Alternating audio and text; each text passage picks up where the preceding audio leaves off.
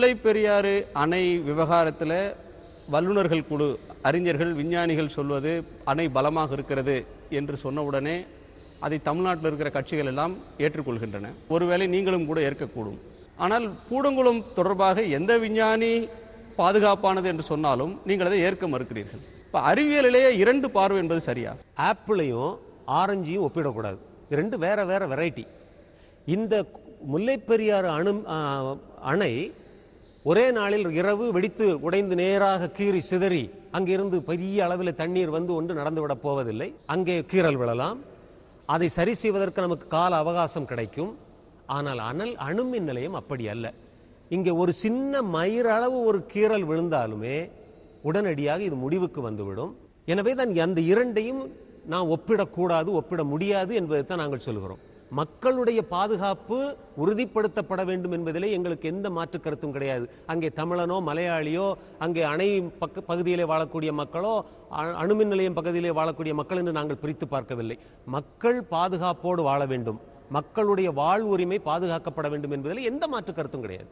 தமிழ்நாட்டில் இருக்கக்கூடிய பிரதான கட்சிகள், ஆளும் கட்சியான அதிமுகவும் உங்கள் கோரிக்கை ஏற்கவில்லை, எதிர்கட்சியான திமுகவும் ஏற்கவில்லை, அதற்கடுத்து இருக்கக்கூடிய தேமுதிகவும் ஏற்கவில்லை. தேசிய கட்சிகள் என்று எடுத்துக்கொண்டால் காங்கிரசும் பிஜேபியும் ஒப்புக்கொள்ளவில்லை, 2 கம்யூனிஸ்ட் கட்சிகளும் உங்களை ஆதரிக்கவில்லை. பெரிய கட்சிகளுடைய ஆதரவெல்லாம் இல்லாமல் சின்னஞ்சிறிய தமிழ் தேசிய குழுக்கள் மற்றும் இதர சிறிய அரசியல் கட்சிகள், அவர்களுடைய ஆதரவு சார்ந்த ஒரு போராட்டமாக இது சுருங்கி போய்விட்டது. பெரிய கட்சிகள் நடத்தப்படுவது அந்தந்த கட்சிகளுடைய ஆதாயங்களுக்காக என்பது இந்திய அரசியலை புரிந்து கொண்டு எல்லாருக்கும் தெரியும். இங்கே மக்களும் கிடையாது, மக்கள் நலமும் கிடையாது. அந்த கட்சியினுடைய தலைவர் பெரிய பதவிக்கு வர வேண்டும், அந்த கட்சியினுடைய உறவினர்கள் உறுப்பினர்கள் எல்லோரும் கொள்ளையடிக்க வேண்டும், பெரிய பெரிய மாட மாளிகைகளை கட்ட வேண்டும், கூட கோபுரங்களை கட்ட வேண்டும், குழந்தைகளுக்கெல்லாம் கோடி கோடியாக பணம் சேர்த்து வைக்க வேண்டும் என்றுதான் இன்றைய இந்திய அரசியல் அசிங்கப்பட்டு கிடக்கிறது. எனவே அந்த பெரிய முக்கிய கட்சிகளை பற்றி கவலைப்படுவதில் அர்த்தமில்லை. ஆனால் இந்த கட்சிகள், நாங்கள் அதைத்தான் சொல்கிறோம், ஆபத்தான 6, ஆதரவான 100. இந்த ஆபத்தான 6 பேரும் அவர்களுக்காக வேலை செய்கிறவர்கள். அவர்களை பற்றி நாங்கள் கவலைப்படவில்லை, நாங்கள் கணக்கிலே எடுக்கவில்லை. ஆனால் இந்த ஆதரவான 100 பேரும் மாற்று அரசியல், மாற்று வளர்ச்சி, மாற்று விஞ்ஞானம் பற்றி பேசுகிறவர்கள். எனவே நாங்கள் அவர்களோடு கைகோர்த்து போராடி கொண்டிருக்கிறோம். அவர்கள் எங்களுக்கு ஆதரவு தருகிறார்கள். நீங்கள் பேசுவதிலே ஒரு அரசியல் நெடி இருக்கிறது. பெரிய கட்சிகளை பகைத்துக் கொள்ளக்கூடிய போக்கு கூட தெரிகிறது. இது உங்க போராட்டத்திற்கு வலு சேர்க்குமா? பெரிய கட்சிகள் எங்க கூட எதுவும் வரவே இல்லையே. காங்கிரஸ் கட்சி எங்களை தேச துரோகின்னு சொல்றாங்க, பிஜேபி எங்களை தேச துரோகின்னு சொல்லுது. இவங்க பண்றதெல்லாம் தேச பக்தர்கள், இவர்களெல்லாம் தேச பக்தர்கள். இன்றைக்கு இந்தியாவிலே செய்தி பார்க்கக்கூடிய அத்தனை பேருக்கும் தெரியும் யாரு தேசபக்தர், யாரு தேச துரோகின்னு. பெரிய கட்சிகள், திராவிட முன்னேற்ற கழகம் என்ன பண்றாங்க? இதுவரைக்கும் எங்களுக்கு ஆதரவா ஒரு வார்த்தை பேசல.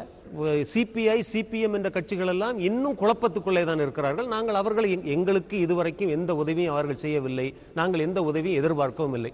தமிழக முதல்வர் சற்று அனுசரணையோடு பேசினார். நான் 45 நிமிடம் அவரோடு ஆங்கிலத்திலே பேசிக்கொண்டிருந்தேன். ரொம்ப அழகான தெளிவான நிலைப்பாடு எடுத்தார். ஆனால் பிறகு என்ன நடந்தது என்று எங்களுக்கு தெரியாது. அவர் தன்னுடைய நிலைப்பாட்டை மாற்றி இருக்கிறார். இந்த நிலைமையிலே நாங்கள் அவரிடமிருந்தும் எந்த உதவியும் எதிர்பார்க்க முடியாது. உங்களில் ஒருத்தியாக இருப்பேன் என்று சொன்னார். இன்றைக்கு எங்களை கைவிட்டு விட்டார். நாங்கள் மக்களிடம் சொல்கிறோம். முதலமைச்சரை பொறுத்தவரையிலும் தமிழக அரசை பொறுத்தவரையிலும் உங்கள் போராட்டத்திற்கு அனுசரணையாக இருந்து பிறகு உங்களை கைவிட்டு விட்டதாக நினைக்கிறீர்களா? முதல்வர் அணுசக்திக்கு எதிரான நிலைப்பாடு உடையவர் என்பது எனக்கு முன்னாலே தெரியும். காரணம், USS நிமிட்ஸ் என்ற கப்பல் சென்னைக்கு வந்தபோது அதை எதிர்த்தார். இந்திய அமெரிக்க அணுசக்தி திட்டத்தை, ஒப்பந்தத்தை கடுமையாக எதிர்த்தார். எங்களுடைய போராட்டத்துக்கு ஓரளவு ஆதரவாக நடந்து கொண்டிருக்கும் போதே அணுசக்தியை ஆதரித்து ஒரு வார்த்தை பேசவில்லை. மாற்று திட்டங்கள் பற்றி பேசினார். மத்திய அரசிடம் நிதி உதவி கேட்டார், திட்டங்கள் கேட்டார். இப்போதும் தன்னுடைய நிலையை மாற்றிய பிறகு கூட இந்தியாவுக்கும் தமிழகத்துக்கும் அணுசக்தி தான் ஒரே வழி என்று திமுகவினுடைய நாடாளுமன்ற உறுப்பினர் கனிமொழி அவர்கள் பாராளுமன்றத்தில் பேசியது போல இதுவரைக்கும் அவர் பேசவில்லை, ஒரு நிலைப்பாடு எடுக்கவில்லை. ஆனால் முதல்வருக்கு ஏதோ நிர்பந்தம் இருக்கிறது, அல்லது முதல்வர் தான் ஒருவேளை பிரதமராகும் வாய்ப்பு கிடைத்தால் அணுசக்தி துறையை எதிர்த்து நாம் நிற்க முடியாதே என்ற கவலையாலும் கூட இந்த நிலைப்பாட்டை எடுத்திருக்கலாம்.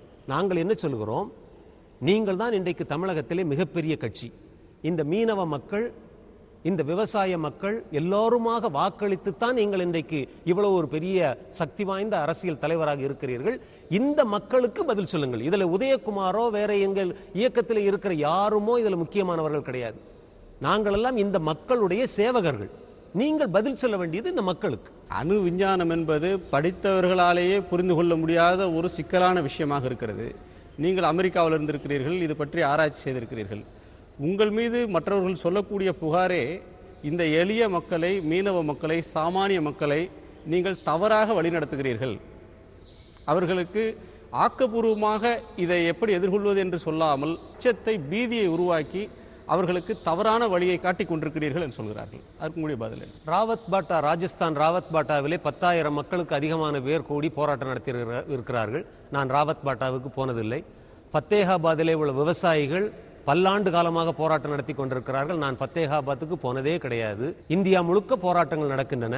அப்ப இந்தியாவில் உள்ள எல்லா போராட்டத்துக்கும் உதயகுமார் தான் காரணமோ? கூடங்குளம் போராட்டத்துக்கு மக்கள் நான் மட்டும் இல்ல காரணம். இந்த துறையில, இந்த போராட்டத்திலே 25 ஆண்டு காலமாக நான் எழுதி கொண்டும் பேசிக்கொண்டும் இருக்கிறேன். இந்த மக்களுடைய வாழ்வாதாரம் பாதிக்கப்படுவதால், இவர்களுடைய எதிர்கால சந்ததிகளுடைய வாழ்க்கை கேள்விக்குறியாவதால் அவர்கள் கேட்கிறார்கள். மக்களை கண்டு ஏன் அஞ்ச வேண்டும்? மக்களுக்கு நல்லது செய்கிறீர்கள் என்றால் நேரடியாக இந்த திட்டம் நல்ல திட்டம், உதயகுமார் சொல்வதெல்லாம் பொய், அவர் கேட்கிற அறிக்கைகள் எல்லாம் இதோ இருக்கிறது, தல ஆய்வறிக்கை, பாதுகாப்பு ஆய்வறிக்கை, அத்தனை அறிக்கைகளையும் தமிழிலே மொழிபெயர்த்திருக்கிறோம், நீங்கள் படியுங்கள். உதயகுமார் ஒரு தேச துரோகி, புஷ்பராயன் ஒரு தேச துரோகி, இவர்களை எல்லாம் விரட்டி அடியுங்கள் என்று சொன்னால் இந்த மக்கள் உடனடியாக செய்வார்கள். ஏன் செய்யவில்லை? அதனால் தான் மக்கள் எங்களை நம்புகிறார்கள். நீங்கள் எழுப்பிய எல்லா கேள்விகளுக்குமே அணுசக்தி ஒழுங்காற்று வாரியம் பதிலளித்ததோடு மட்டுமல்லாமல், நீங்கள் எழுப்பிய கேள்விகள் அடிப்படை முகாந்திரமற்றவை, அறிவியல் பூர்வமானவை அல்ல என்றும் கூட சொல்லியிருக்கிறது. அதற்கு உங்களுடைய பதில் என்ன? அந்த டாக்டர் முத்துநாயகம் குழுவில் உள்ள அந்த அறிக்கை கொடுத்தார்கள். அந்த அறிக்கையில் என்ன சொன்னாங்கன்னா, கூடங்குளம் அணுமின் நிலையம் செயலிழக்க செய்யப்படுவதற்கு அருமையான திட்டம் வைத்திருக்கிறோம், அற்புதமான திட்டம். ஒழுங்காற்று வாரியம் பற்றி தணிக்கை குழு தந்திருக்கிற அறிக்கையில சொல்லியிருக்கிறார்கள், இந்தியாவிலே உள்ள எந்த அணுமின் நிலையத்தையும் செயலிழக்க செய்வதற்கு இவர்களிடம் திட்டம் கிடையாது. யார் போய் சொல்றாங்க? மத்திய தணிக்கை குழு போய் சொல்லுதா அல்லது முத்துநாயகம் குழு போய் சொல்லுதா? சொல்லுங்க. 2 பேர்ல ஒருத்தர் போய் சொல்றீங்க.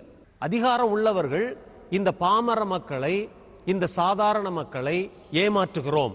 இந்த நாட்டில் நடக்குது. மத்திய அரசு ஒரு குழுவை அமைத்தது, விஞ்ஞானிகள் குழுவை, 15 பேர் கொண்ட குழுவை அமைத்தது. அவர்கள் இந்த பிரச்சனையிலே உங்களோடு கலந்துரையாடினார்கள்.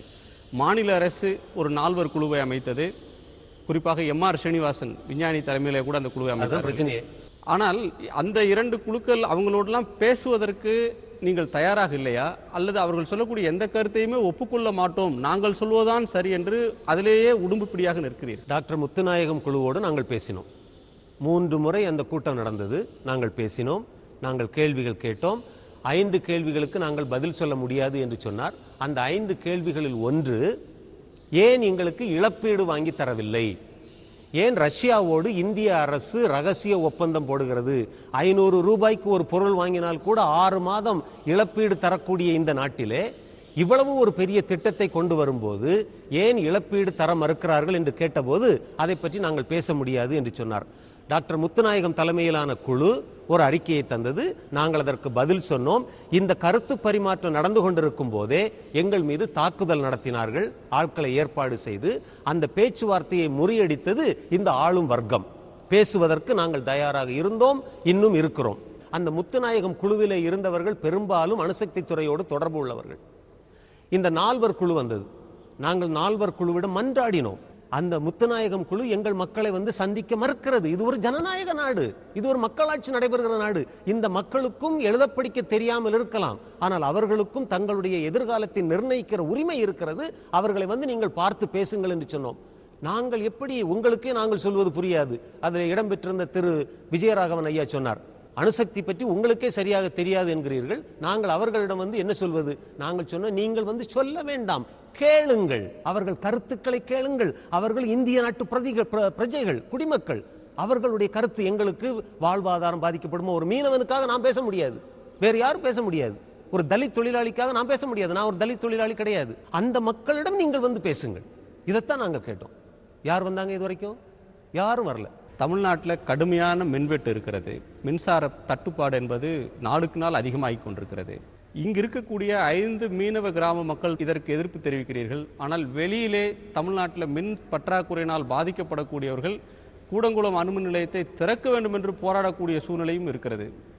இந்த முரண்பாட்டை எப்படி பார்க்கிறீர்கள்? ஏனென்றால் இது ஒரு அணுசக்தி பிரச்சனை என்பது ஒரு சமூக பிரச்சனையாகவும் மாறி இருக்கிறது. மின்சாரம் வேண்டும் என்று போராடிய பெரும்பாலான மக்கள் மின்சாரம் வேண்டும் என்றுதான் போராடினார்களே தவிர கூடங்குளத்திலிருந்து தான் மின்சாரம் வேண்டும் என்று போராடவில்லை.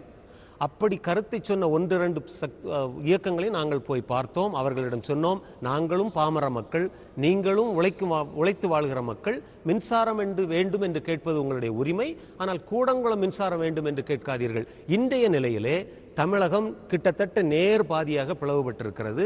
பாதி பேர் எங்களுக்கு ஆதரவாக இப்படிப்பட்ட அபாயகரமான திட்டங்களிலிருந்து மின்சாரம் வேண்டாம் என்று சொல்கிறார்கள். இன்னும் கொஞ்சம் பேர் நாளைய ஆபத்தை பற்றி பார்க்க வேண்டாம், இன்றைக்கு மின்சாரம் வந்தால் போதும் என்ற நிலையிலே இருக்கிறார்கள். நாங்கள் என்ன சொல்கிறோம் என்றால், இந்த மின்சார பற்றாக்குறைக்கு காரணம் நாங்கள் அல்ல. தமிழகத்தை மாற்றி மாற்றி ஆண்ட திமுகவும் அண்ணா திமுகவும் என்ன செய்து கொண்டிருந்தார்கள்?